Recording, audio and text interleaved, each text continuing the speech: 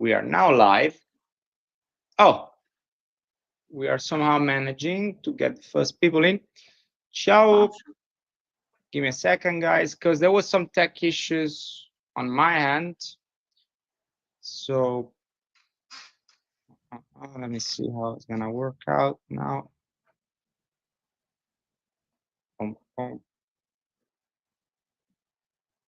Okay. Need to fix this. Send an email to the guys that were following us. Well, it's kind of a mess, this kind of, not gonna lie. So, Veronica, meanwhile, would you like to say hi to the folks that are slowly joining in? Hello, everybody. I'm Veronica, and I'm from Wargaming. Sure, but intense. All right. Very short intro.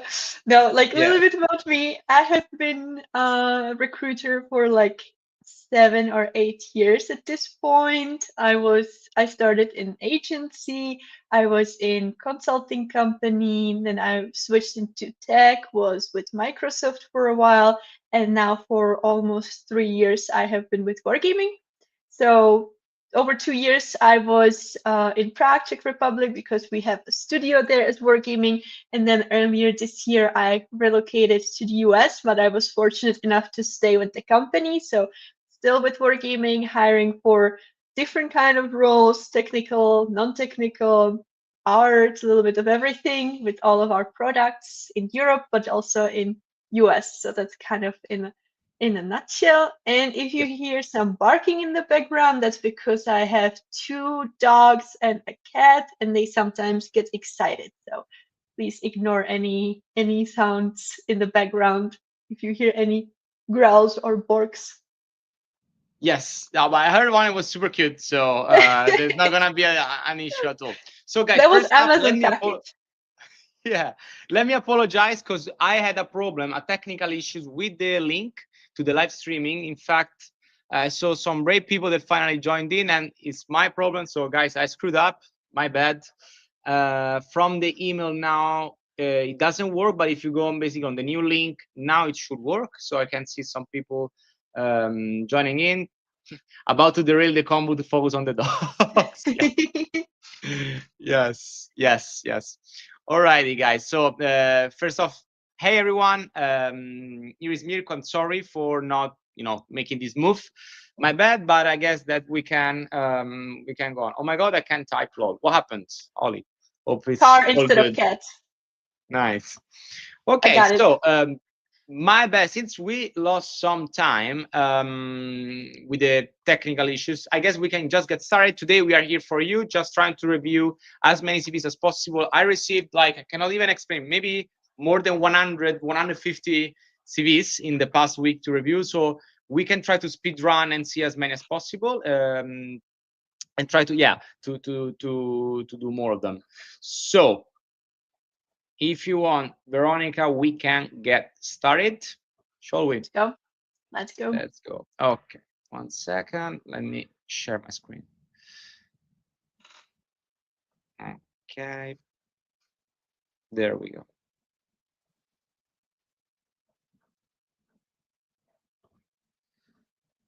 All right, guys, I have. I don't see anything yet. Can you see? Oh my gosh! Oh, I today is I the. don't. Okay, now it should work. All Yes. righty. Cool.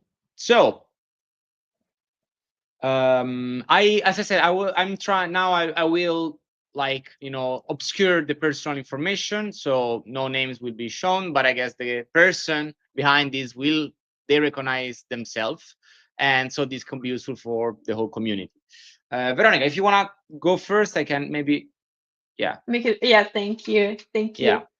we have a graphic engineer first. Okay. Maybe yeah, let me see the whole CV as a whole first. Because like when I look at it, I really like how it's organized. It's kind of like a big part of the CVs. Like I don't worry too much about the colors if you have it black and white, if you have some graphics in there, as long as it's like nice and visible and well organized and I can find everything that I need quickly, that's perfect. So, it's really clear where I find the professional experience. So graphic programmer, intern. What I'm missing actually is like, so where I get confused here is when did you work, where, and how long? Because I see it below, like when we scroll a little bit lower, there's like graphics programmer, 3D game project, and I see 2024. I see some years, but I don't see anything related to years above, if that makes sense. Yeah. So I see, okay, academic projects. So I can assume that those are part of your education, like what you projects that you did during your school, but it's not very clear. So this is where you kind of lose me a little bit, where I kind of have to try to do investigation what means what. So ideally, if you have any academic projects, I would split them into separate section of projects, or you can kind of embed them under education if it was part of like your studies. That would be actually perfect, because then it's clear that it happens sometimes between 2021 and 2025, right?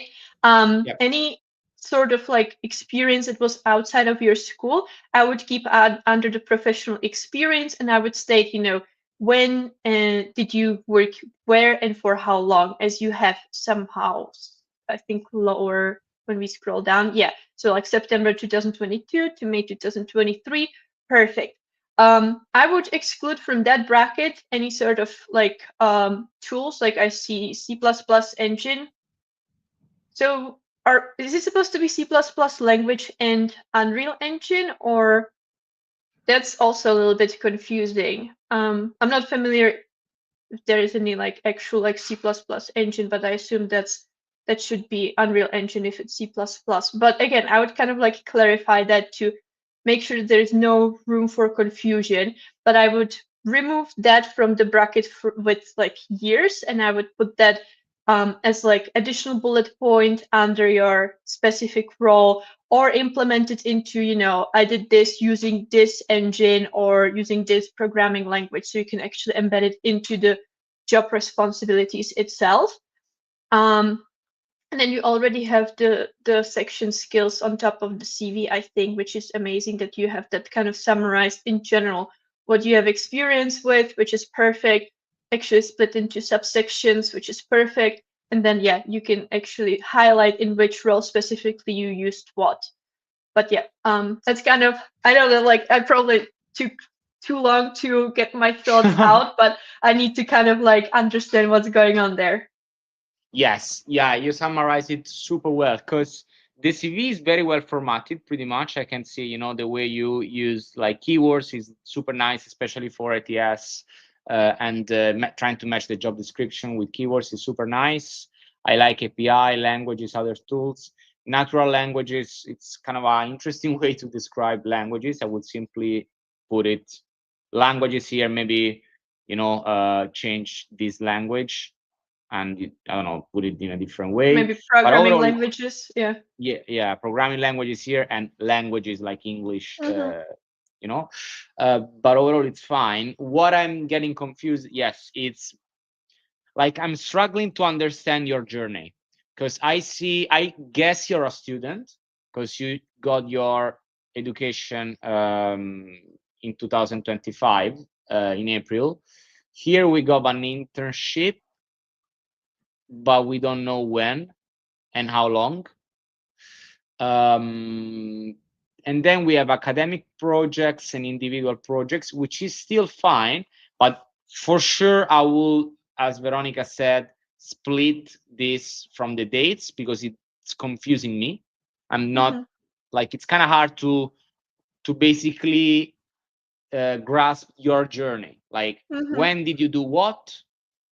It's clear what you did, but it's not clear when, which is a very important aspect of the CV. So I would probably revisit this section, maybe put the academic projects in the education, having like individual projects as projects, and the languages that you use. First off, you already listed here, so perhaps you're not forced to reuse them.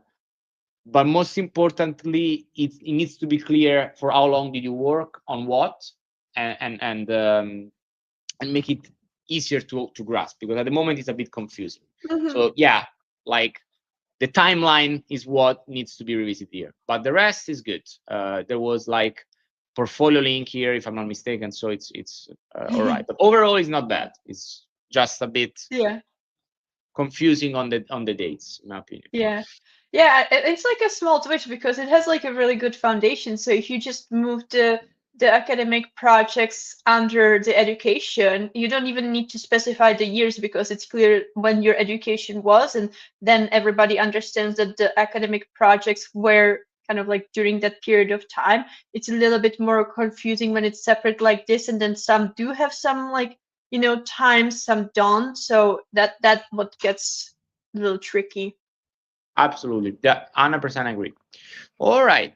Let's do maybe the first three. Guys, by the way, didn't mention, if you want to have, like, if you have questions, just drop them in the chat and we are gonna see them like after the first batch of 3 CVs. We're gonna try to answer them. So feel free to shoot your questions if you have any questions. All right. Next one. I like the structure. Yeah, it's pretty cool. Oh, wow. A real summer camp. Gameplay and UI programmer, a real engine. There is an intro here. I'm a game developer, first experience real. Okay. Boom, boom. Experience.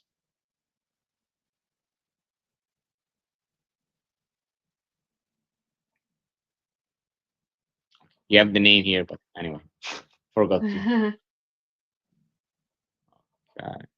I'll do this. You didn't see it. GDPR. Okay, Perfect. what we can say here?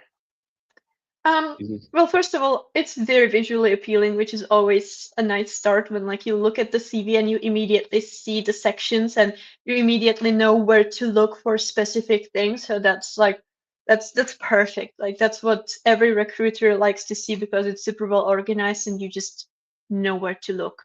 I like the intro as well. If you scroll up a little bit, it's always like helpful to understand who you are and what are you looking for, because I see a lot of CVs that have kind of like intro that is completely about different roles than they're applying for. Their background is like different than what they're applying for, and that's what's causing confusion to understand what the person is actually looking for, right? What they would like to do. So when you have the intro like that, make sure that like if you're applying for maybe different roles than game developer, adjust it for the position that you're applying for. It's probably not going to be too different. Like I assume that you're probably not going to apply for marketing manager, but if you are, you definitely want to adjust that part as well, because even small, you know, differences in roles could be confusing. But other than that, I love it. For a game developer type of roles, it's perfect. I love all the links in one place. Absolutely amazing. Like that's everything that top left. That's everything that like I would be looking for in, you know, CV for a game developer. I love that you included GitHub because most of all of my hiring managers are always checking, you know, how often is the person active for any kind of like developer roles. Like they always take a peek, so it's big advantage to already have it there.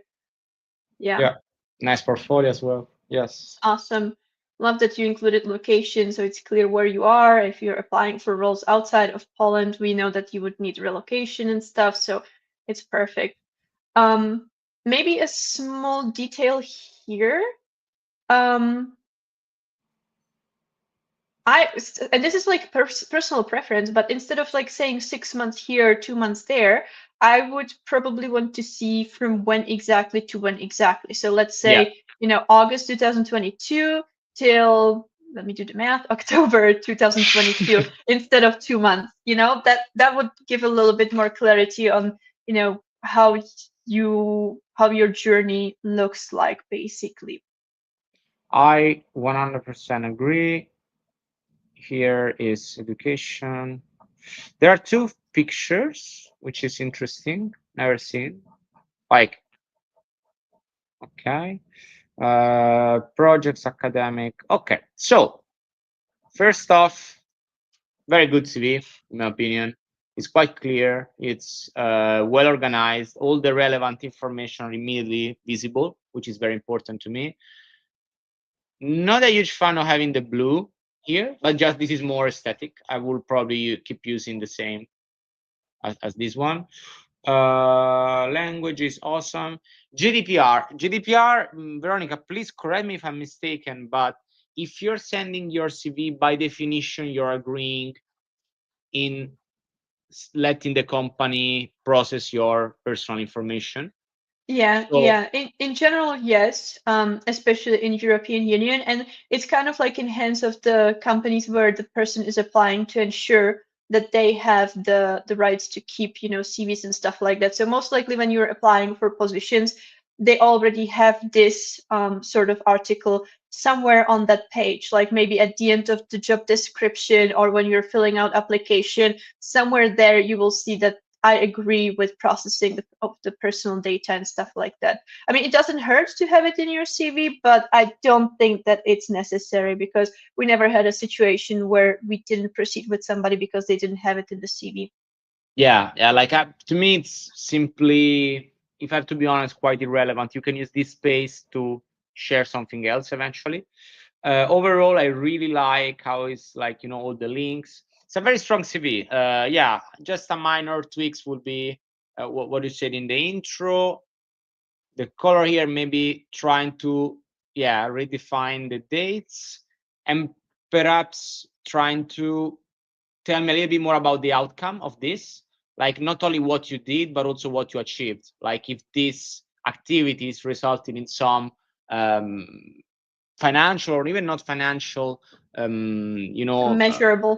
measurable, yes, Yeah. achievements or outcomes for the company, like by doing this, what happened to the company, how positively impact the company in this activity. This is basically sharing why you were very good at being a backend developer, because with your activities you maintain blah blah blah. So that's probably the only thing, but overall, very good one. I like it. And Mm-hmm. thanks, you already sent me this, if I'm not mistaken, already blurred, so I appreciate it. Okay, next we got actually from Leeds, UK. About me, character artist. All right, so Ooh. we have some two devs and an artist. Experience across AAA games. Okay. Realistic to stylize, keywords, core skills.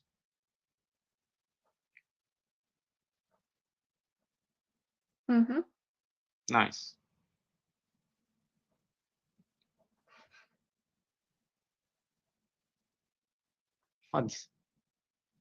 Yeah. Watch out on the typos. I mean, I don't know if it's a typo. Maybe it's not a typo. I thought it was guerrilla games, but maybe I'm meaning that it's my ADHD. No, you're not a typo. Okay. Okay, Technicolor. Perfect.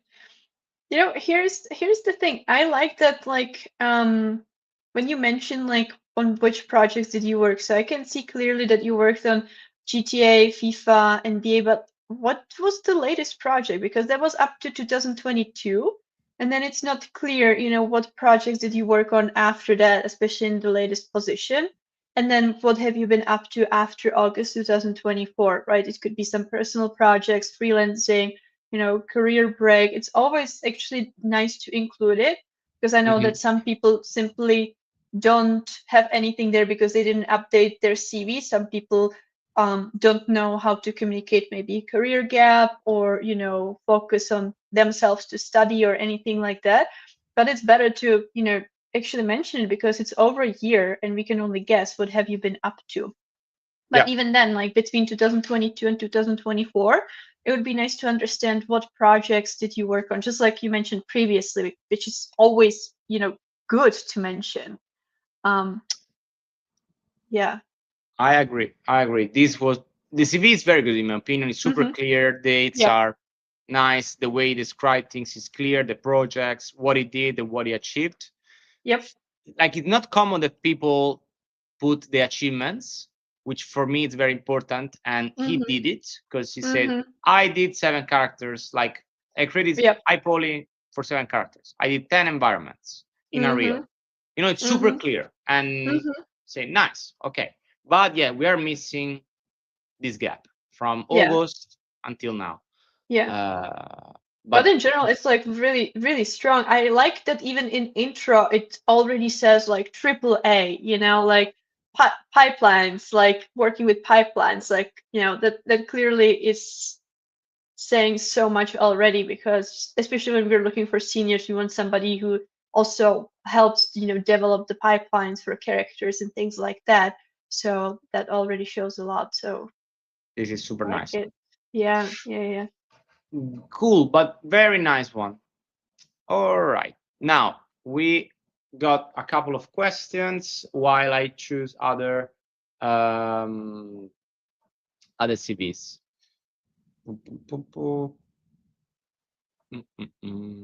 Let's see if we got some. Yes, this is very common. Moens, could discuss visa sponsorship, and it's better to keep my CV one pager without a photo or not? So here's the thing. If you can keep your CV on one page, great. If not, because you already have a lot of experience, then I would not stress about it. Like, you don't want your CV to be 10 pages because you included every minor project that you worked on 15 years ago in tools that are no longer even relevant to today's market, right? Like, you want to make sure that your CV is relevant, but I would not stress necessarily to keep it one page. Photo or no photo, I think that's the matter of preference in my opinion. I kind of advise people to not include their photos, simply because, you know, the person on the other end could be biased for any reason. If your CV is like kind of like, I know that there's some like designs that actually work better with pictures because it's already like counting with pictures being in there, and you're comfortable with your picture and you have nice professional picture, go for it. Personally, I would probably not include it, and then you also gain more space, so you don't need maybe an additional page. And then visa sponsorship. I don't know if like I understand the question. Yeah, me neither. Like, could discuss visa sponsorship, is better to keep it my CV. Yeah, like if he needs visa, if he should say it in the CV or not. I believe this should be the question. Like, Good question. I think it depends, like where you are, where you're applying for, if you would need visa sponsorship or not, if the role is eligible for visa sponsorship or not. I think that there are several variables. Like, I always advise to or recommend to add your current location, like city plus country. So whoever is seeing your CV understands if you would need relocation or not. And then if you already have the like permit for that specific location, I would add it, right? yeah. So that could highlight immediately that, like, okay, this person is not based here, but they are eligible or authorized to work here. So we don't have to worry about, you know, the visa process and stuff like that, because I know that in some countries it could be very, very lengthy process. Like in the Czech Republic, we always struggled with that process being like 4 to 6 months before the person actually obtains the visa permit. So it could be like a big factor for many companies as well. Yeah. All right. I agree here. Let's highlight another one. From I talk a lot. Like, you have to tell me when I'm supposed to talk or not. No. Go ahead. Because in the meantime, I was like downloading the other CVs, so no worries at all. Oh. We got it. All right, Kritik, I have a question. For example, if you find there are 5 CVs which are all awesome and worth a position, how do you decide the best candidate? Let's say you have 5 amazing candidates. How do you pick the best one? Very hard, I guess. Again, like, it depends. Can I interview all 5 candidates? Because if I can, I would, right? Because interview would actually show more. So let's say that I have position where I have 300 applications and I know that I can only interview, 20, right? Then I would have to really prioritize who are the 20 that I can actually interview out of those 300. So let's say hypothetically that all 20 are equally skilled, their portfolio is equally, same quality, and their background is, equal as well. that would be really hard, honestly, right? So I would probably look for what additional skills they have that would be useful for that specific team or specific project. Maybe it's not something mandatory, but something that if that person already possesses or they have that specific experience, it could be useful because of the direction of the project or because of the team setup or because somebody who had this skill recently left. And while it's not mandatory, it would be nice to have to kind of like replace that and have that as a nice to have. So that would be probably what I would be looking for, honestly, if I had to make the decision. I agree. Like if you have the chance to speak with them, the best is just talking with them, honestly. Mm-hmm. Yep. All right, guys, let's do some more. I have some prepared, so let's go. First one. We had a very senior person here, which is interesting. Head of production. Production. Okay. Production. Senior producer.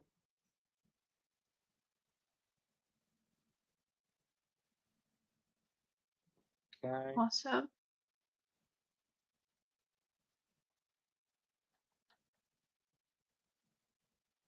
Okay. Okay. Wow. Okay. In general, I mean, it looks great. I just think that there's a lot of blank space where we could actually, save that space to make it a little bit more like organized. And there's like some heavy text as well, but that would require to actually, go through it because like that's just the first role. And then the rest I see like responsibilities and key achievements, which is perfect setup. But I don't see that in that first role. I see a lot of bullet points related to responsibilities, just like scanning through it. But I don't see like the achievements like in the previous role, which I would want to see, right? Especially, if somebody is head of production, you want to understand what value they brought to the team, to the company, and stuff like that. So that would be something that I would definitely highlight. Yeah. Also, again, what have you been up to after that? It's been 3 years. So would be good to highlight what have you been up to. Maybe you learned something new, maybe you focused on some I don't know, traveling, anything like that. Feel free to add that just so it's clear what you did. I also see Instagram, so I know that we can't really see what's that, but I would be curious to see if it's relevant to your position, because if that Instagram is from one of the companies where you were maybe the latest one where you were head of production, because it says that you owned and managed the art agency overseeing strategic direction. So I would assume that maybe that Instagram is from that company. But the disadvantage of that is that that Instagram page, if that's what I think it is, if it's for that agency, it doesn't show what exactly you were responsible for because you left 3 years ago. So that would require somebody scrolling through their Instagram page and check the dates and then assume that like, okay, maybe they were responsible for this because it was during the time that they were there. So instead of having Instagram, I also see websites. So hopefully, that website also has some kind of portfolio of specifics like that you worked on. So I would probably remove Instagram and I would take the assets from the Instagram page that you actually participated on and add it to your portfolio so that you display only things that you worked on. And it's super clear to everybody who opens your website, like, okay, now I'm looking at what he or she or they were responsible for, not like just general Instagram of the company that they worked at some point. I agree 100%. So there are a few things that I will change. First off, remove the date of birth. I don't think it's relevant, and sometimes can be also be discriminatory for some not very good companies. So I would simply remove it. Address as well. You can, because I saw there was the full address. You can simply put the city and the country, or just the country, but the city is better. Phone, mail, again, citizenship, pretty much the same. too much info, not needed. This is very important. What did you do in the past 3 years? Yes. We don't see achievements like what was the impact of your managerial role? How many people did you manage? What was the financial income, like outcome of this activity? Did you drive any revenue? The team shipped some projects? What happened? And it's too heavy. Like I know that for especially executive slash managerial roles, there are a lot of activities, but it's very text heavy. So some recruiters most likely either won't read all of them, or if they will scream it super fast. So I will remove it a little. This is good, though. I like this. So I will use this here.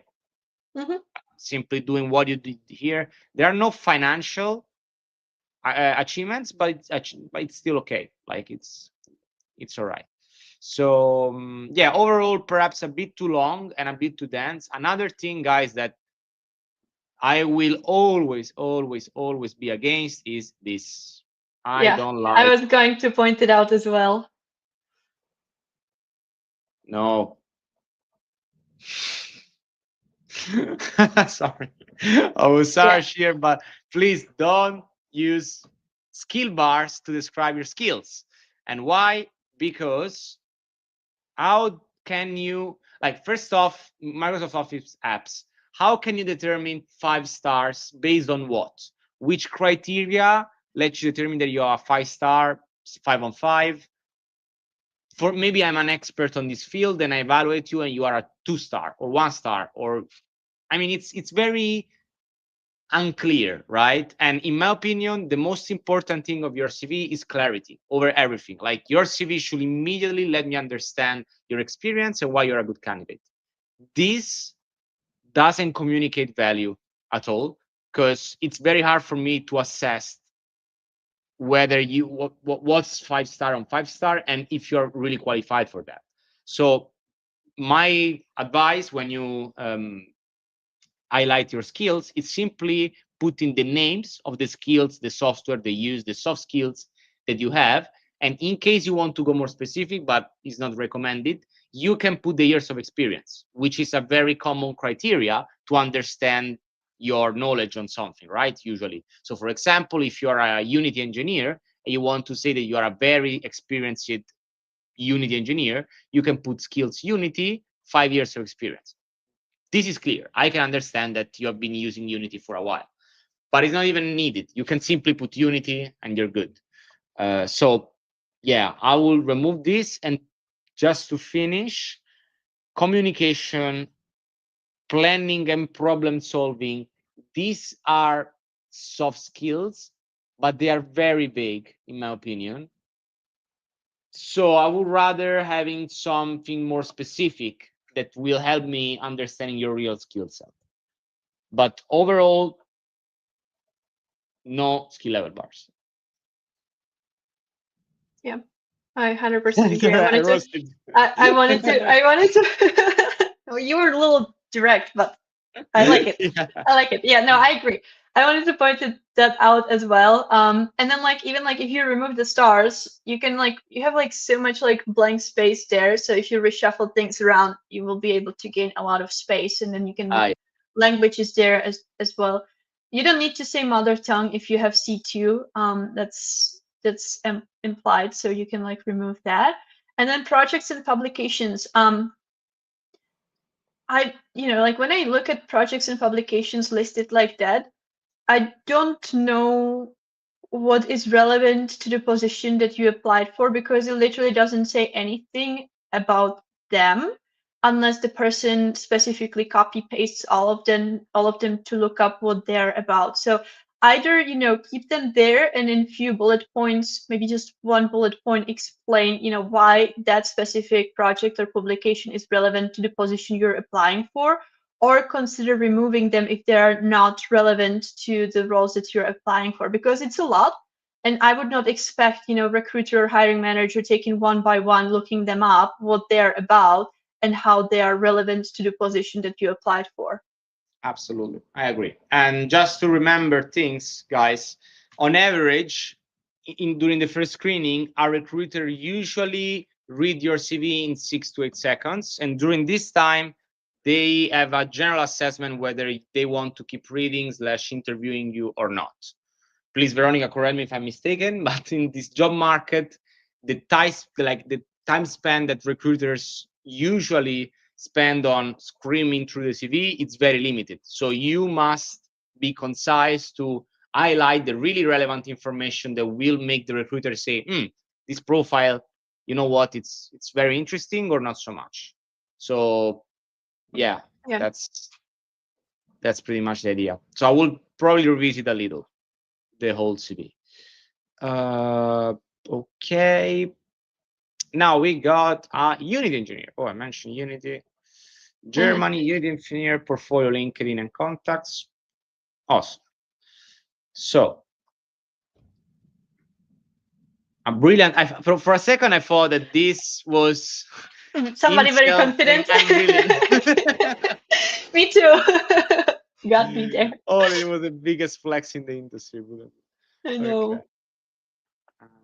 Okay. Uh, I like the bullet points. Like I feel like I'm getting sufficient amount of information about what they did and what was their achievements, like optimized the end-to-end data pipelines, stuff like that. It seems like really clear to me. mm-mm. Contributed. Games here. Boom, boom, boom. I always love when the technology is included in the job responsibilities. So whoever is reading that knows that the game that you worked on is available on Android, iOS. Like it's using Zenjack. Like it's always cool to see what exactly did you use in which roles, so that like we even understand how long ago it was, right? Because some people would mention some technology in the general list of skills, and then you scroll through the CV and you find out that they used the technology one time on one small project 15 years ago. So it's not, relevant nowadays anymore. So it's awesome to always include it in the experience like that. I agree. I have to be honest. I really, really like this CV. Yeah. It's very well designed. It's clear. It's quite. The only thing is the company names. It's a bit funny, but whatever. It's very good. Something that I really like, guys. This is a fantastic. Let me actually highlight it because it's probably one of the few times that I see this. This is a great example on how to describe your experience and achievements. In this case, he is a game developer. What was the impact of his activity here? He reduced raw codes, optimized texture usage, and decreased mesh complexity from 1.5 to 55K. Now, I'm not a technical guy. I have no idea about what does it mean this, but for a tech director or a manager, this is what they are looking for. Like understanding these kind of impacts and achievements is super nice. So good job. Nice here. Key projects and notable achievements. I really like it. Education, technical expertise. This is a very good CV, in my opinion. Yeah, I agree. There is literally nothing I will change that much. Same. It's good. Can't think of anything. Looks really solid. Yeah. Bravo. Congrats. Okay. Then we got a game designer now. About me, game design, ready to use my years of experience in providing to deliver engaging, impactful experiences. Okay. Horizon.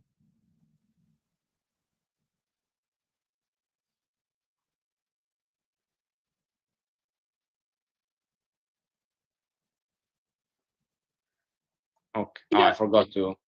It has like a really good foundation, but it almost feels like a draft that is not finished.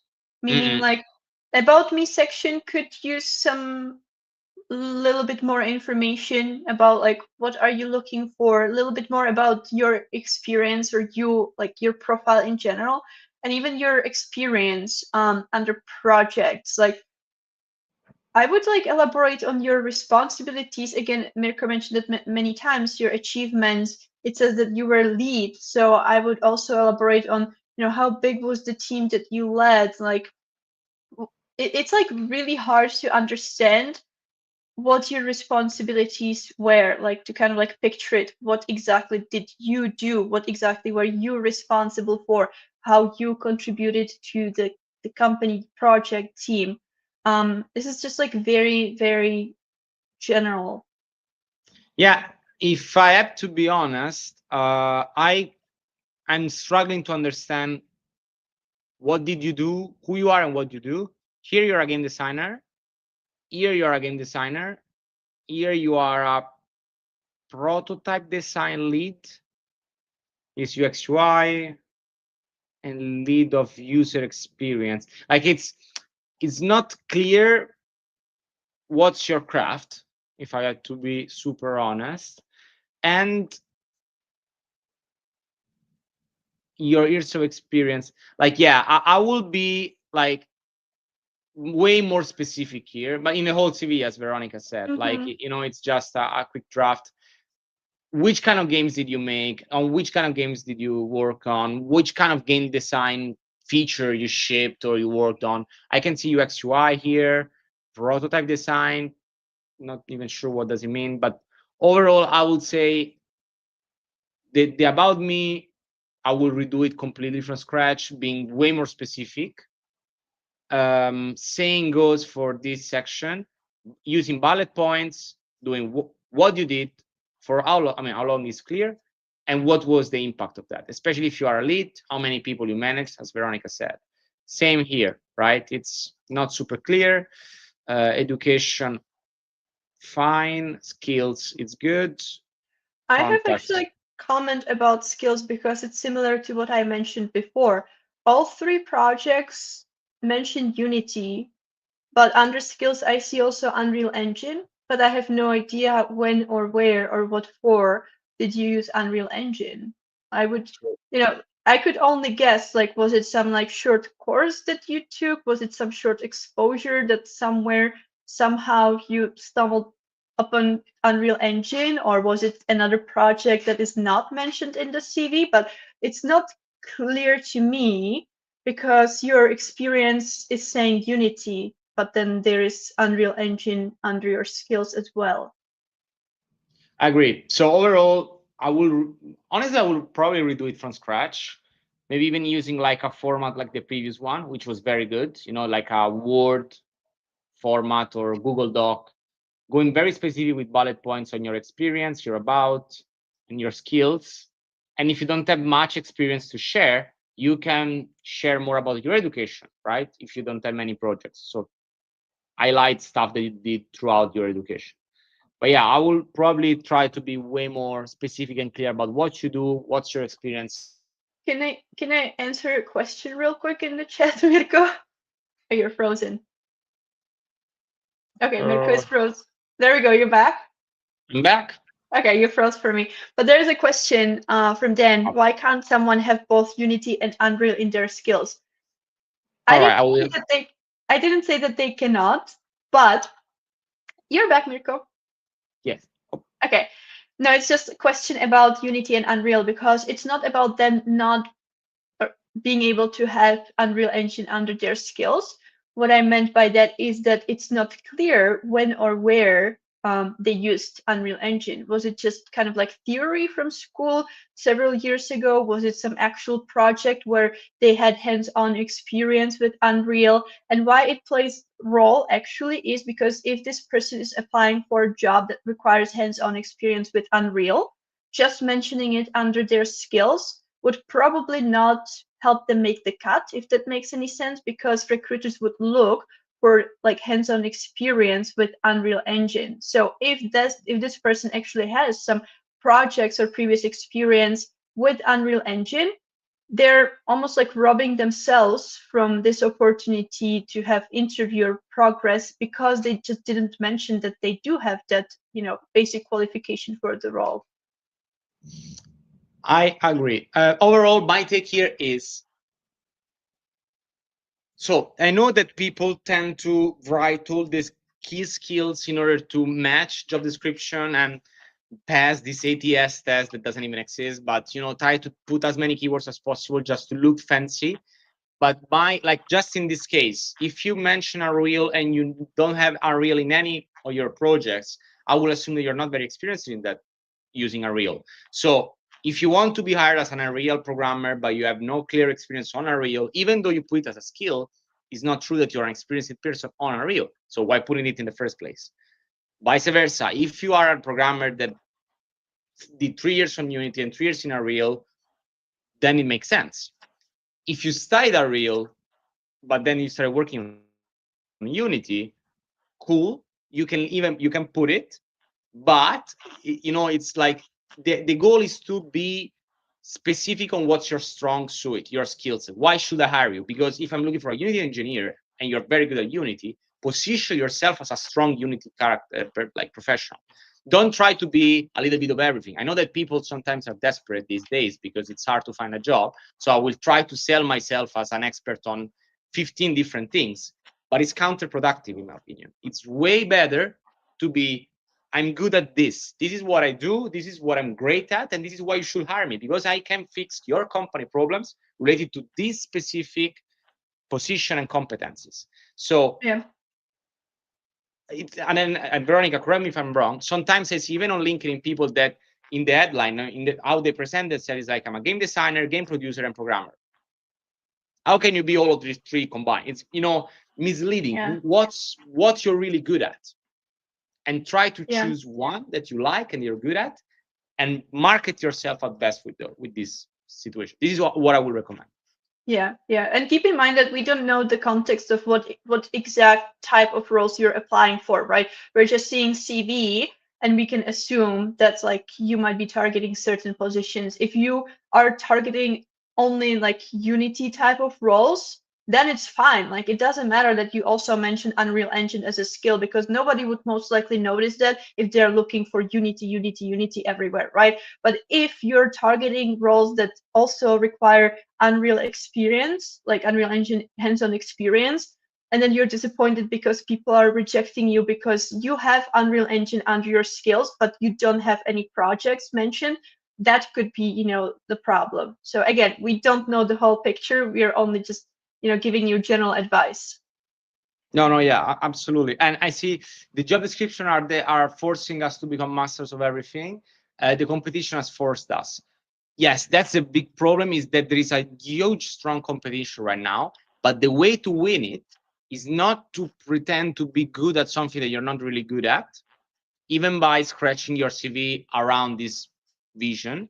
It's to position yourself as an expert of what you really are, an expert, and do your best to apply for that role in a way that maximizes your chances. For example, instead of applying to 25 different jobs and you're qualified to 10, and shooting a little bit here and there to try to get a job, I will not even apply to the other 15, but be very specific on applying on the ones that I have a real shot at.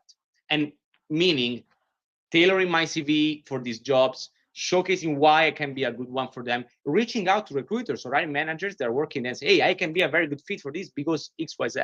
And this could be backed up only if you really are good at that. And so that's why, in my opinion, the way to beat competition is highlighting your real, like the skills that you're really good at, and try to go for the opportunities that are needing your specific skill set. That's the way, because otherwise it would be complex. Now we have 5 more minutes. Should we do a couple of questions, Veronica, or another CV? What do you think? Let's up to you, because there are many questions, so we can try let's do the questions. I just go random. Today was a bit of a mess, guys, so sorry for disorganization. I was wondering about internships. Are these really rare, or is just a shallow impression? I would say it's tricky, right? Because like I don't have visibility on all of the internships all over the world in all gaming companies, but from my point of view, I would say they're rare. Internships and junior positions are not too common. Most of the studios are looking for some sort of like previous experience. Um, so yeah, I would say that like there are more mid and senior roles available than there are juniors and internships. I agree.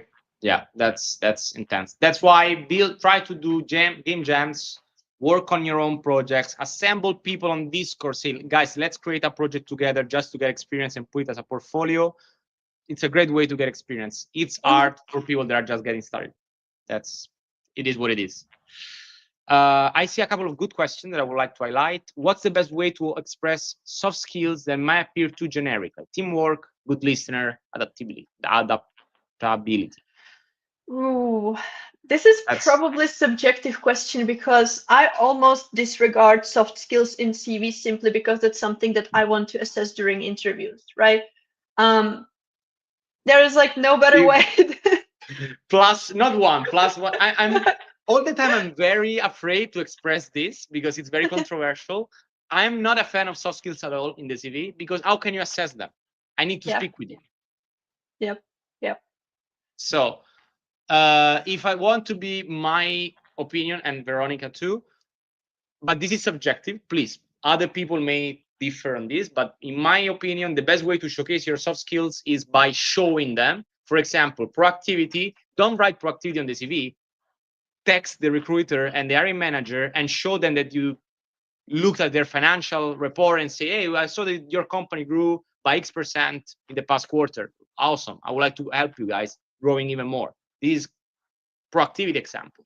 So Right. soft skills are usually assessed by actions more than. Another way is, when we talked about like job responsibilities and achievements, there a way where you can also highlight that you're a good team member and good listener, right? It could be a situation where you listen to someone's feedback and based on that implemented certain feature or anything like that. Or, you helped somebody out even though you didn't have to. Like there are like ways how you can implement those things into your responsibilities without explicitly saying I am great at teamwork. Yeah, that's like showcasing a situation where that skill impacted positively the company. It's the best way to do so. We saw a couple of gaps, so we may take a look at this one. How will I go describing a career gap in my resume where I spend time improving my portfolio and job hunt? You can, everything like that can be just put under sabbatical, and then you can like elaborate on that further during the interview. I would say, it's just, in my opinion, better than having a gap, right? Like not saying anything about the past year or two, because then there's that elephant in the room where the recruiters and hiring managers clearly know that there must be something that you have been doing in the past year or two, but you're not saying it. So it's just better to highlight it. Like just put sabbatical and under that few bullet points like, hey, I traveled for 2 months to Asia. I completed this course. I added 3 assets to my portfolio. They're named this and that. Anything like that. Like you can actually put it in your CV. And I think that it just looks better than having blank space or just pretend that like nobody will notice that. I agree. Yes. Simply putting what you did, to be honest, or putting a sabbatical is the best way, but put something. It's better than leaving a blank space because then I will have to assume and I could be completely wrong and misleaded. So just being clear is the best way. All right. Guys, I guess that today was my bad because we started a little bit lately. Given the amount, I feel like this could be a weekly format. Sometimes I will always be happy to have guests. And Veronica, thanks a lot for being with My us today. pleasure. It's Thank you for having me. yeah. Despite my mess with the organization as usual, ADHD is kicking ass. But thanks a lot. And guys, by the way, Wargaming is hiring, so give it a shot. Look at their career page.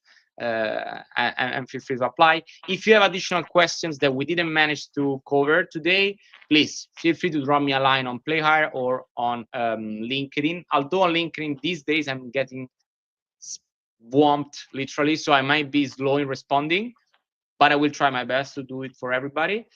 Yes, the live stream will be available. It's going to be on YouTube, so you can take a look at it.